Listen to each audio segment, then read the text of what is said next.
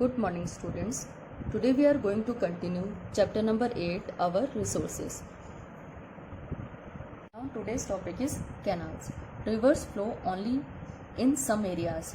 जो river flow करता है, ठीक है, जो नदियाँ होती हैं उनका जो फ्लो होता है खाली उन कुछ एरिया में होता है, ठीक है. So channels called canals are built to divert rivers water to agricultural lands for farming where there are no rivers. So ये चैनल्स बनाए जाते हैं. इन चैनल्स को हम क्या बोलते हैं? कैनाल्स, ठीक है. और ये बनाए जाते हैं रिवर्स पर, जो कि उसके पानी को डाइवर्ट करते हैं, उसके पानी को मोड़ते हैं एग्रीकल्चरल लैंड की तरफ, ठीक है, जहाँ पे खेती ज़्यादा होती है उन लैंड्स की तरफ मोड़ती हैं. किसके लिए? फार्मिंग करने के लिए, खेती करने के लिए, ठीक है, जहाँ पर कोई भी रिवर्स नहीं होती है. For example, the Indira Gandhi Canal provides water from the Bhakra Dam to many areas in northwest India. जैसे कि एग्जाम्पल के तौर पे जो आपका इंदिरा गांधी कैनाल है, ठीक है, वो वाटर पहुंचाता है कहाँ से? इंदिरा गांधी कैनाल में वाटर कहाँ से आता है? भाखड़ा डैम से, ठीक है. और ये बहुत सारे जो नॉर्थ वेस्ट इंडिया है, जबकि उत्तर पश्चिम जो भारत है वहाँ पर ये इंदिरा गांधी कैनाल के थ्रू पानी पहुँचाया जाता है बहुत सारे एरिया में, ठीक है. Next topic is lakes and tanks.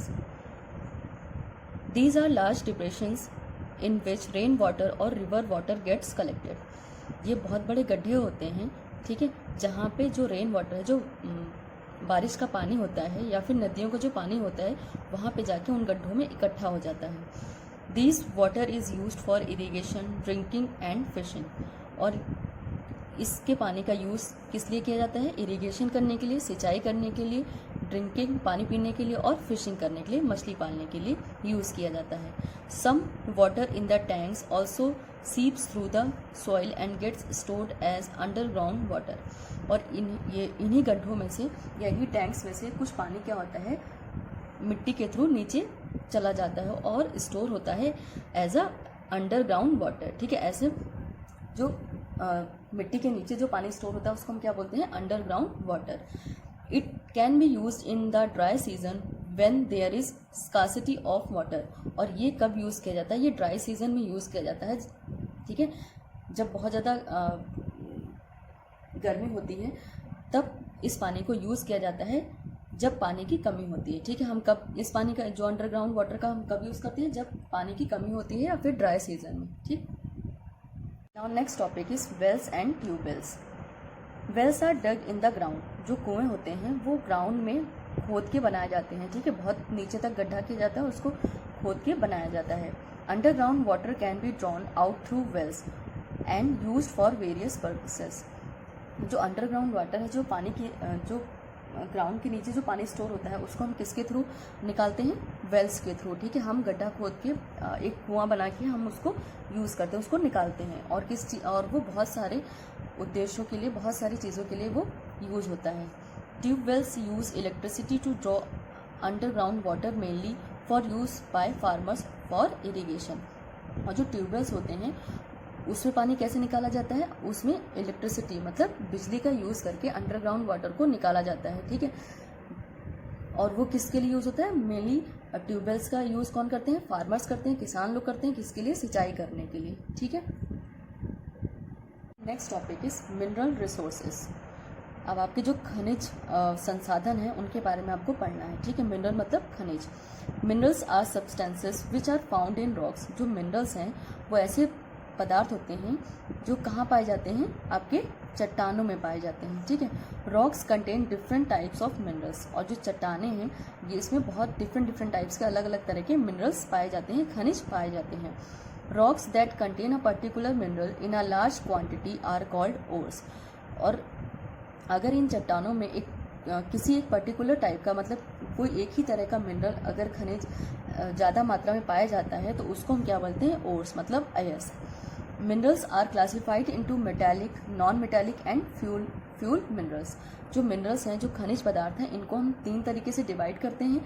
3 तरीके से हम इनको डिवाइड कर सकते हैं. एक आपका होता है मेटालिक, एक होता है नॉन मेटालिक और एक होता है फ्यूल मिनरल्स. मेटालिक मतलब जो धातुओं से बने होते हैं, नॉन मेटालिक मतलब अधातु हैं, ठीक है. और जो फ्यूल मिनरल्स मतलब जो फ्यूल के लिए यूज़ किए जाते हैं, ठीक है, उनको हम क्या बोलते हैं? Fuel minerals. Metallic minerals gives us metals like iron, copper, gold, manganese, silver and mica. जो मेटेलिक मिनरल्स हैं, जो आपके धात्विक खनिज हैं, ठीक है, उनसे आपको क्या प्राप्त होता है? मेटल्स प्राप्त होते हैं, जैसे कि आयरन हो गया, ठीक है, कॉपर हो गया, गोल्ड, मैग्नीज, सिल्वर, ये सब क्या है आपके? ये सब आपके मेटेलिक मिनरल्स हैं। Limestone, gypsum and precious stones are non metallic minerals.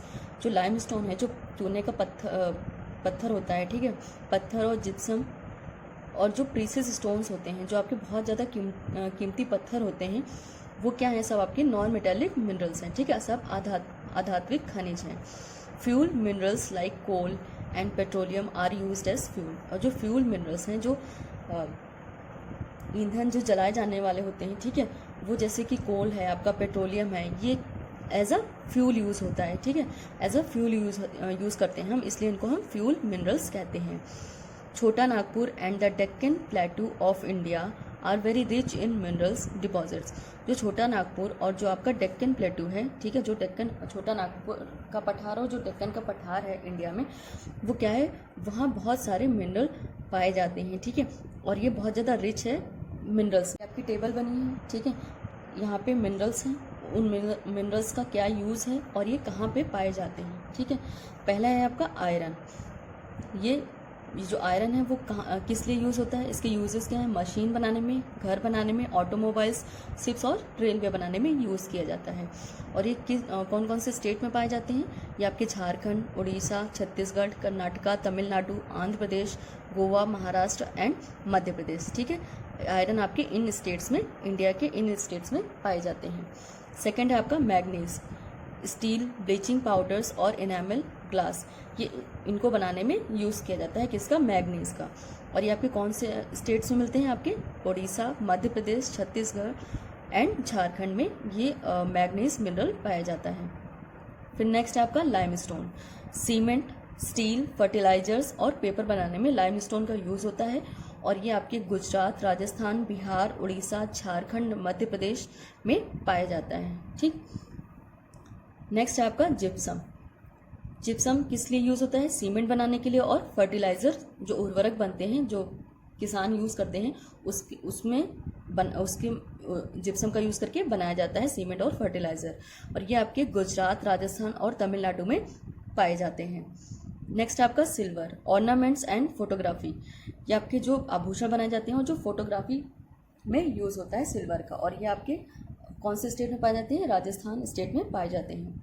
Next आपका गोल्ड। गोल्ड से क्या बनते हैं? आभूषण बनते हैं ना, ऑर्नामेंट्स बनते हैं, और ये आपके कर्नाटक और राजस्थान स्टेट में सबसे ज़्यादा पाया जाता है।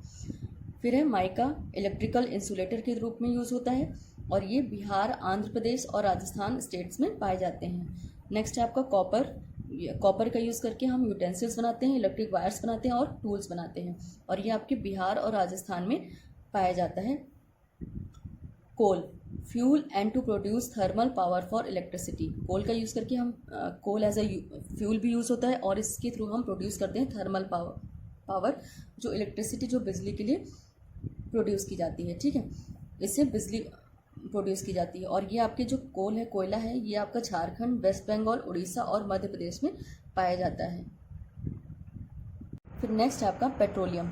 पेट्रोलियम का किस लिए यूज़ होता है? ऑटोमोबाइल्स में फ्यूल के लिए और कुकिंग गैस में, और ये आपके असम, महाराष्ट्र, गुजरात, आंध्र प्रदेश एंड तमिलनाडु में सबसे ज़्यादा पाया जाता है। This topic is human resources. Our country has a large variety of natural resources. हमारे देश में बहुत तरह के, बहुत सारी वैरायटी के, बहुत बड़ी संख्या में नेचुरल रिसोर्सेज पाए जाते हैं। However, proper utilization of these resources depends on the people living here. और इनका पूरी तरीके से जो इनका उपयोग है वो किस पे डिपेंड करता है? इन रिसोर्सेज का जो पूरी तरीके से जो उपयोग है, यूटिलाइजेशन है, वो डिपेंड करता है वहाँ के लोग जो वहाँ पे रहते हैं। They are the greatest of all resources of a country. और ये इन सभी में सबसे ज़्यादा इम्पॉर्टेंट रिसोर्स होते हैं, ठीक है, हमारी कंट्री के।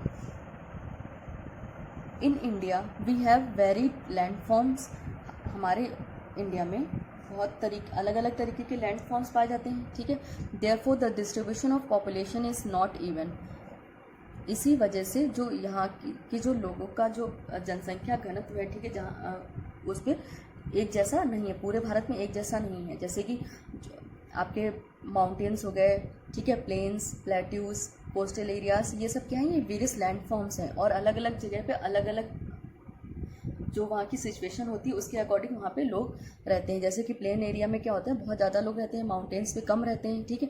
तो जो उनका डिस्ट्रीब्यूशन ऑफ पॉपुलेशन है, पॉपुलेशन का जो डिस्ट्रीब्यूशन होता है वो अलग अलग जगह पे अलग अलग रहता है, एक जैसा पूरे भारत में नहीं रहता है। Some areas are densely populated while some are sparsely populated. कुछ एरियाज ऐसी हैं जिसमें जनसंख्या घनत्व तो बहुत ज़्यादा है, मतलब उसमें वहाँ पे पॉपुलेशन बहुत ज़्यादा रहती है, और कुछ एरिया जो होते हैं ऐसे होते हैं जहाँ पे बहुत कम लोग रहते हैं, ठीक। Plains have more population than mountains, deserts and forest areas.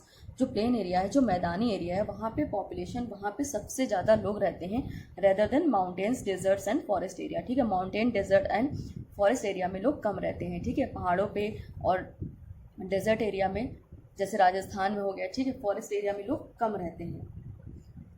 According to the census of 2011 Indian population is estimated at 121 crore. जो हमारी जनगणना होती है भारत की, ठीक है, और 2011 की जो जनगणना है उसके अकॉर्डिंग जो हमारे इंडियन पॉपुलेशन है, जो हमारे भारत की जनसंख्या है वो कितनी है, 121 करोड़, ठीक है, 121 crore. India is the world second largest populace country after China. और जो हमारा भारत देश है वो चाइना के बाद दूसरी सबसे बड़ी जनसंख्या वाला देश है, ठीक है। यहाँ पे चाइना के बाद दूसरी सबसे ज़्यादा जनसंख्या रहती है। This makes manual labour cheap and easily available in India. इसी वजह से यहाँ पे जो मैनुअल लेबर है, मतलब जो लोग काम करते हैं, वो बहुत ज़्यादा सस्ते में और ईजिली अवेलेबल हो जाते हैं। It also helps to develop healthy competition among the various industries. और ये क्या करती है, ये बहुत ज़्यादा हेल्दी कंपटीशन डेवलप करती है, बनाती है बहुत सारी इंडस्ट्रीज़ के बीच में। But the huge population does cause some concerns also. और इसकी वजह से जो हमारे देश में इतनी ज़्यादा जनसंख्या है, ये इसकी वजह से ये क्या कभी कभी ये जनसंख्या घनत्व तो बहुत ज़्यादा चिंता का विषय भी बनता है, ठीक है। इसके लिए हमें सोचना चाहिए, कंसर्न करना चाहिए। Now next topic is impact of over population. अब ओवर पॉपुलेशन के क्या इम्पैक्ट होते हैं उनके बारे में हमें पढ़ना है। The impact of over population is alarming and is giving rise to the following problems. जो ओवर पॉपुलेशन का जो इतनी ज़्यादा जनसंख्या बढ़ती जा रही है, ठीक है, इसकी वजह से क्या हो रहा है, इसकी वजह से बहुत ज़्यादा प्रॉब्लम्स हो रही हैं, ठीक है। अब वो कौन कौन सी प्रॉब्लम बढ़ती हैं इन जनसंख्या के बढ़ने से, ठीक है, ओवर पॉपुलेशन से, वो आपको नीचे बताया गया है, ठीक है। Natural resources like water and petroleum are depleting rapidly. इतनी ज़्यादा जनसंख्या हो रही है, ठीक है, तो जनसंख्या जो लोग हैं वो क्या करेंगे, वाटर और पेट्रोलियम का भी यूज़ ज़्यादा हो रहा है। इसकी वजह से जो हमारे प्राकृतिक संसाधन हैं वो भी धीरे धीरे ख़त्म हो रहे हैं, ठीक है। It is causing shortage of food and other essential needs. और इतनी ज़्यादा जनसंख्या होने की वजह से जो शॉर्टेज आ रही है किसमें, फूड में, ठीक है, और जो भी ज़रूरत की चीज़ें हैं उसमें कमी हो रही है। Unemployment is increasing because of number of jobs being less than the number of people who need them. Employment, बेरोजगारी बढ़ती जा रही है क्योंकि जो नंबर ऑफ जॉब्स हैं वो कम है और हमारी जनसंख्या ज़्यादा है जिनको जॉब की ज़रूरत है। It is leading to increase deforestation, environmental pollution and health problems. और जो ओवर पॉपुलेशन है उसकी वजह से क्या हो रहा है, डिफॉरेस्टेशन मतलब पेड़ों को काटा जा रहा है, ठीक है, और इससे आपका इन्वायरमेंटल पॉल्यूशन भी हो रहा है, पर्यावरण प्रदूषित हो रहा है, और इसकी वजह से आपकी हेल्थ प्रॉब्लम्स भी बढ़ती जा रही हैं, ठीक है, आपके स्वास्थ्य से रिलेटेड जो प्रॉब्लम्स हैं वो बढ़ती जा रही हैं। Our government has started simple educational programs to create awareness of family planning among people. जो हमारी सरकार है उन्होंने एक सिंपल एजुकेशनल प्रोग्राम स्टार्ट किया है, किस लिए, ताकि लोग उससे जागरूक हो सकें फैमिली प्लानिंग को लेकर, ठीक है, कि हमें कैसे फैमिली प्लानिंग अपनी करनी है। इसके प्रति जागरूक करने के लिए एक सिंपल प्रोग्राम स्टार्ट किया है। This will help to control the growth of population in the country. और ये जो प्रोग्राम है एजुकेशनल प्रोग्राम, वो क्या करेगा, वो जो हमारी जनसंख्या बढ़ती जा रही है उसको कंट्रोल करेगा, ठीक है। The government has also established a system of giving incentives to small families, और जो हमारी सरकार है उन्होंने जो छोटे परिवार हैं उनको बढ़ावा देने के लिए, उनको प्रोत्साहित करने के लिए एक सिस्टम इस्टेब्लिश किया है। ठीक है, छोटे परिवारों को बढ़ावा देने के लिए, प्रोत्साहन देने के लिए एक सिस्टम इस्टेब्लिश किया है, एक सिस्टम बनाया है। To check the migration of villages to the cities the government is providing job opportunities in the villages themselves.